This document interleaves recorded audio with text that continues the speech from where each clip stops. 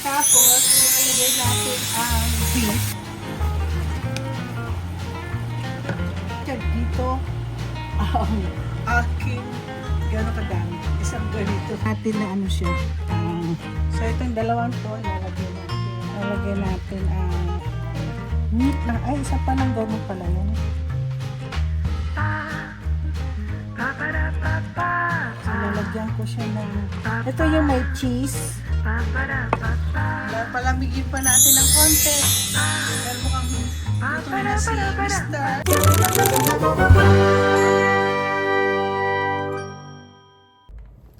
Hi, I'm back. Actually, I don't want to do any food vlog for a while because I'm so tired. But a lot of people are asking, where's my food vlog? Now I'm vlogging what my dinner tonight. Our dinner tonight is lasagna. But I'm gonna make two kinds of lasagna. Okay? One with cheese and one without cheese. Now, because without cheese is my husband. And I'm gonna put the cheese here, that's mine. So of course, I have beef. And I put this mild Italian sausage. Kasi, alam nyo, masarap. Pag pinagsama nyo po sila, sasarap po yung lasa ng lasagna nyo. So, then, of course, have my button, mushroom, and yung nagawa na. Pero slice, masarap din kasi ito eh. And then, for the cream, of course, I have my lasagna. I'm putting spinach on my lasagna. Of course, I'm gonna do the homemade roasted garlic. Now, sa cream, anong gagamitin ko sa cream? May allergy ang asawa ko sa dairy. So, ang ginawa ko, meron po akong nakitang coconut milk and coconut cream. So, paglulutuin ko to, sama-sama, of course. Siguro hindi ko alam kung mag-sugar. Hindi na po ako mag-garlic at iba rin ang lasa, may garlic at saka sibuyas. Okay. So, I'm gonna do the sauteing of the garlic. Yung sa lasagna kasi, medyo matagal ang proseso nito kasi may dalawa o tatlong layers. Layered kasi ang gagawin ko eh. Okay, sibuyas.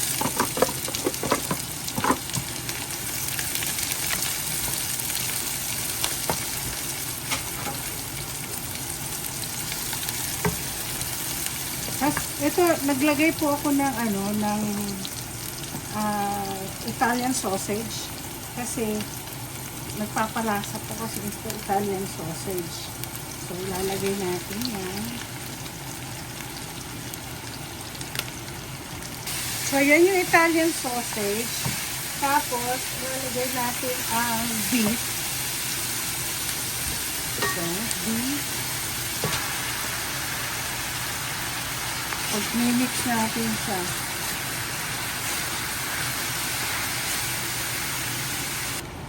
Nako, ang sarap talaga ng lasa. Pag may Italian sausage. Pero you don't need to. Kaya gusto nyo lang, ako kasi ganito ko. Tapos ang leftover nito, pwede nyo pa siyang gawing spaghetti sauce. Oo. Okay. Ano natin to.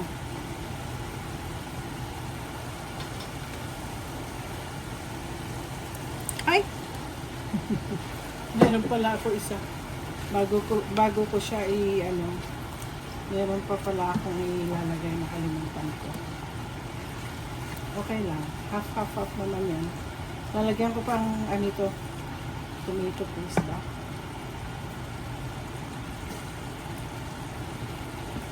Lagay natin yung mushroom.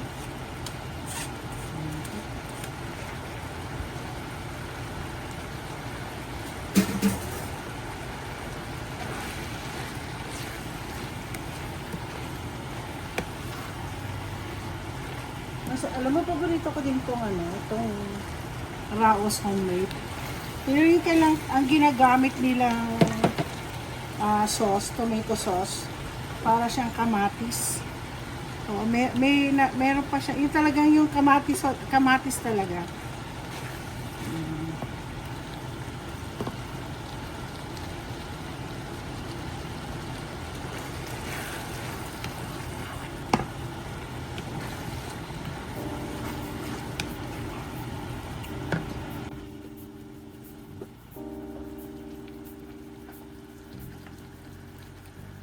Lagyan natin ng pepper.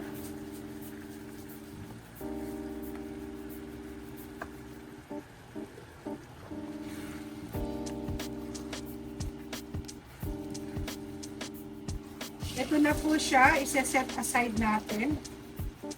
Okay, set aside. So, itong next ano ko is gagawa po ko ng creamer. Oops. Ito yung coconut milk. Tapos, ganyan na po, milk. Dissolve na natin. Dinamihan ko para maging ano siya, matigas. Yung pag dito malabot. Ano yung ano? Creamy. Ito yung cream ko.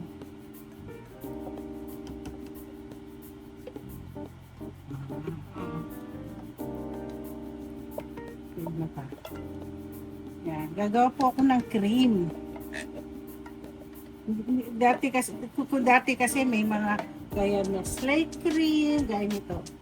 Dito may slate cream. So, yan. Madali lang. Kaso, gagawa ko mismo. Parang asawa ko makatikim.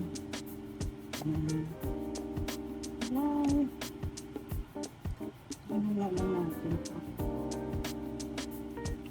So, papaanin ko ito, palalaputin. So, medyo kukulo na ito. Mainit na. Ilalagay ko po ang spinach. Alam niyo po ito, sarili ko lang invention ito. Mahilig kasi ako kumain. Tapos nakita ko kasi mostly itong mga Amerikano, naglalagay po sila ng spinach. Very creamy spinach. So ako naman, sabi ko, gawa ako. Pero gagamitin ko coconut milk. Kala nyo madaming ganyan, hindi. Kulang pa huya. So, kailangan natin na magkasya dito ang aking gano'ng kadami. Isang ganito. Yan. So, nagkasya yung isang buong... Ay, may nahulog. Ito po, nagkasya po yung... Ganito po kadami, buo yan. Nagkasya po silang lahat dyan. Okay. So, palalaputin natin muna to. Palalamigin ko din. Ay, tiga pala, magagawa pa pala ako ng pasta. Paano magkakalasan niya pag walang pasta? So, ito palalaputin ko muna sila. Okay? So, medyo matagal. Kailangan palaputin natin ng palaputin para mag-hit. So, lalagyan po natin ng cornstarch para lumapot siya. Yan. Kailangan malapot na malapot. Para ang tagal lumapot. So, nakita niyo to, medyo ano na siya. So, creamy na po yung very creamy siya. So, magpupakulo na po ako ng pasta, yung lasagna. Lalagyan natin ng oil para hindi siya masyadong madikit. Tapos, most of the time, nilalagyan ko po sila ng salt. Himalayan salt ang gagamitin ko. So, pakukuloan pa natin yan. So, ayan, nagkumukulo na siya. Ipapaano ko yung akin. 3, 6, 7, 8, 9. So, okay, medyo na. Hindi perfect yung pagkaano ng aking pasta. So, ganito po ang gagawin ko. Medyo matagal-tagal ng konti ito. Okay, gagawa na ako ng dalawang medyo magpuputol-putol ako ngayon kasi hindi nga sabi ko sa inyo, hindi perfect po ang parang gagawin lang natin na ano siya. Parang, so itong dalawang to, lalagay natin. Lalagay natin ang meat na, ay isa pa lang, ganun pala yun. Marami yan. So, lalagyan natin kabila naman. Ito sa akin to, maliit lang. Yung malaki para sa asawa ko. Lalagyan natin yan. Layer by layer po kasi to. So, susunod yan, magkukuha ka na naman po ng ganito. At ilalagay mo dyan. Ayan. So, parang patsi-patsing ginawa ko. Hindi po kasi siya mag-ano eh. Okay. Meron pa dito. Ayan. Papatsi-patsi natin. So, ay, puro ano. Parang kulang pa yata itong ano ko. Parang gusto ko pong gumawa uli. Tatagalan yata ito magagal na asawa ko. Then after that, ito na ilalagay natin. Yung creamy spinach. Uurungin ko to ha. Urong yan. So ganun. Gamitin ko na to. Ayan. So ito naman isa. Kabila.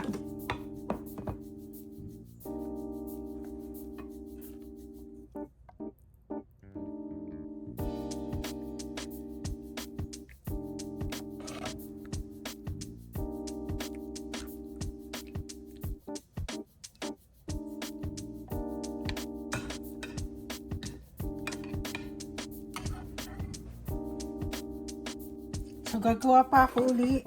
Layered to. So, lalagyan ko siya ng...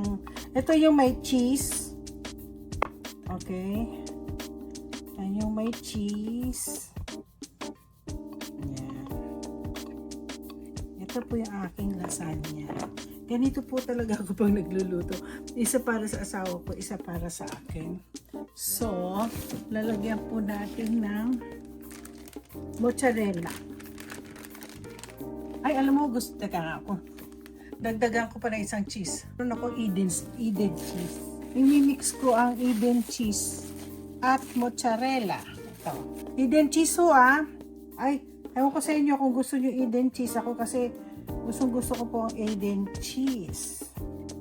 Yan. Tapos, eto na. Mozzarella ho to. Ay, Eden cheese. Tapos, lalagyan ko ng ipag-mimix ko siya. Gusto ko kasi po ng cheese. Pwede rin nyo po lagyan ng cheese yung in between. Pag yung di ba nag-layer. Pwede nyo rin. Nakalimutan ko nga lang lagyan sa akin. Pero okay lang. Gusto ko yung nasa harap. Para mag-ano siya. Ayan. Ready po to i-bake. Pero hintayin ko muna yung isa sa asawa ko. Oh, ito naman kay Sweetie Pie ko. So, lalakihan natin to. Nilagyan ko po yan ng ano. Sasabihin na naman ni ano, puro kamay daw yung akin. Teka na, dito nga sa harap.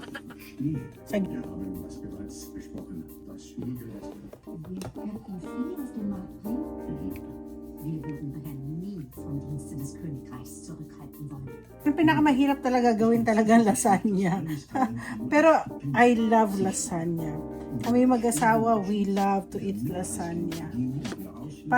Kaya lang purong problema kasi sa lasagna, may cheese. Kaya nandun kami sa Italy, hindi masyadong nakakakain asawa ko kasi nga may cheese. Ilalagay natin, pantap, ang uli. Patap-tap lang yan. Damihan natin. Magugusto ng asawa ko to kasi madami siyang meat. So, siguro, lalagyan natin ng konting creamy na lang sa taas. So, ano na lang natin uli. Siguro sa taas na lang natin ilalagay yung cream para sana, at saka malapot naman yung cream eh. So, lalagyan natin. Ayan. So, lalagyan natin ng konting cream. Ayan. Okay, ito. Solid siya. Ay, tama ba? Kung walang cheese, edi creamy, ano na lang ilalagay natin? Cream. Ito ang ibe-bake natin na very creamy. Oh, di ba? Okay, guys. Yung unang ginawa ko na may cheese. Ito po. Yan. Tingnan ninyo, oh. Cheese. Tapos, yung sa asawa ko, ito naman ang magiging itsura. Ang dami. Ang dami-dami niyan. Tingnan natin. So, ilalagay ko na siya sa oven. Siguro mga 30 minutes lang naman. Pwede natin iluto na. So, ilalagay na natin sa oven. Mabigat. Mabigat. Mabigat ilalagay natin. Dito. Oh my gosh. So, ibibake ko po siya sa 375. Ang kalat ng aking kusina ngayon. Okay, mamaya na lang pag naluto. So, tapos na. Kukunin na natin ang sanya. Oh, ang bigat. Ito na po. Ay, grabe. Oops. Nakakatuwa, oh. Naglalaan yung ano, wow! Nakikita nyo? Oh. Tapos ito yung aking cheese. Masyado na siyang ano, oh. Palamigin pa natin ng konti. Pero mukhang gutom na si Mr. So, kailangan bigyan ko na siya. Ang kalat ng kusina ko. Pero anyway, bibigyan ko na kasi gutom na si Mr. Mamaya ko na anuhin yung sa akin. Very creamy, oh. Natin. Nako, ganunin natin to. Ganunin natin to. Oh, hindi pa. Pag malamig, buo to. Kaya lang, pakakainin ko na si Mr. Kaya, ilalagay na natin. Whoop! Oops! Mainit na mainit. Kaya, tingnan niyo po itsura ng ano. Ito yung ano, papakainin ko na muna yung asawa ko. Damihan natin ang sauce. Pero mamaya sa akin, palalamigin ko. Guys, gutom na ako kaya kanina ko, halos 2 oras ko to niluto. Ay, nahulog. Ito yung sa akin. Ay, hindi na isama. Ay, nahulog. So guys, hintayin nyo na lang siguro pag ano, ako kasi gutom na kaya gusto ko nang kainin ang lasagna ko. Hindi dapat ganito ang lasagna. Dapat, kasi tignan nyo, mainit pa. Kaya lang gutom na po ako. Sarap, may cheese po kasi. Ngayon, pagkatapos ng lasagna nyo, dapat hintayin nyo ng mga 1 oras bago nyo kainin. Kaya lang gabi na po. Anong oras na? Halos 9 o'clock ng gabi. Kailangan namin kumain ng asawa ko. Asawa ko gutom na gutom.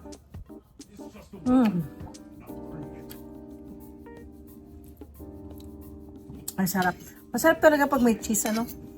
Sa asawa ko, lasang may coconut kasi. May cream coconut siya. So anyway, biko mo. Ano yung aking lasagna? So, don't forget to like and subscribe.